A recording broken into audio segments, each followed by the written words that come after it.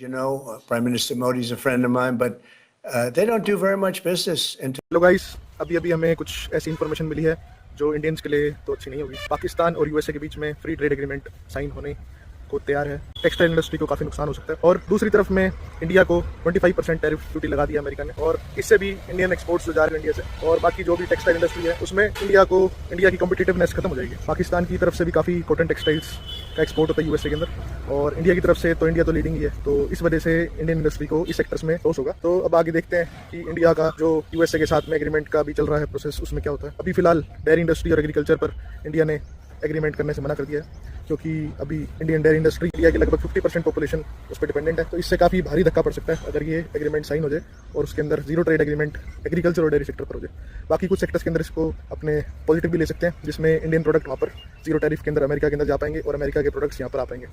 और एक और मुद्दा भी है कि डेयरी इंडस्ट्री में अमेरिका के अंदर जो भी उनको एनिमल फीड दी जाती है उसके अंदर नॉन वेज प्रोडक्ट्स का भी यूज़ किया जाता है। उनको मीट की या फिश की मील दी जाती है, जो भी काउज एंड बफेलोज हैं, तो उससे भी एक रिलीजियस सेंटिमेंट हर्ट होता है इंडिया का। जैसे हम अपने पहले देखते आए हैं जैसी मूवीज़ के अंदर कि जो कारतूस है वो काऊ के मीट से बनी हुई है, उसी तरह का एक सिस्टम अमेरिका का भारत में हो सकता है। तो इसलिए वो एक टैबू भी है और इंडिया के अंदर लोग इसका विरोध भी करेंगे।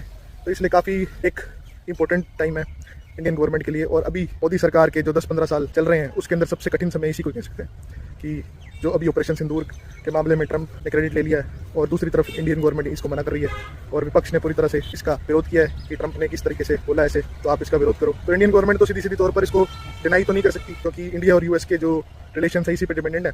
और दूसरी तरफ से डोनाल्ड ट्रंप का जब मन आता है, जो वो मन आता है वो बोल देते हैं, और उनका कुछ पता भी नहीं लगता भी वो क्या करने वाले हैं, उनका नेक्स्ट स्टेप क्या होगा।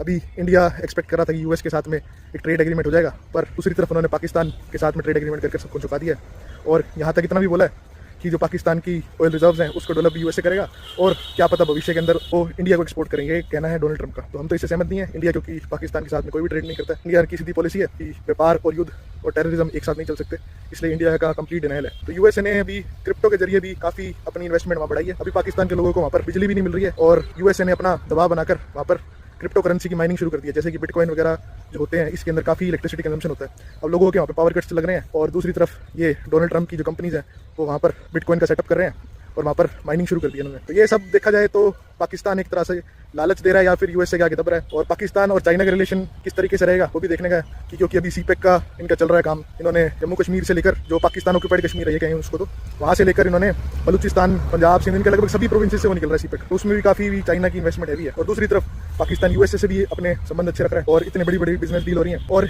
इस मामले में ब्रिक्स जो है, ब्रिक्स के अंदर इंडिया और चाइना एक साथ के मेंबर हैं। ब्रिक्स के अंदर इंडिया, रशिया और चाइना, साउथ अफ्रीका और